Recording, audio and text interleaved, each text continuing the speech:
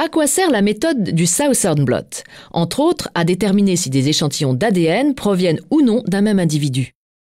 Elle s'appuie sur l'action de certaines enzymes, dites de restriction, capables de couper les molécules d'ADN en des sites particuliers. Une telle enzyme coupera 2 brins d'ADN différents en des segments de longueurs inégales qu'on pourra comparer. Analysons 3 échantillons de sang dont on ignore la provenance. Des enzymes de restriction coupent l'ADN contenu dans le sang en fragments de différentes tailles. Ces fragments sont placés sur un gel, puis soumis à un champ électrique. Ce champ les sépare en fonction de leur longueur. Les plus courts migrent plus loin que les plus longs. L'ADN est ensuite transféré sur une membrane de nylon et dénaturé par une réaction chimique. On obtient de l'ADN simple brun.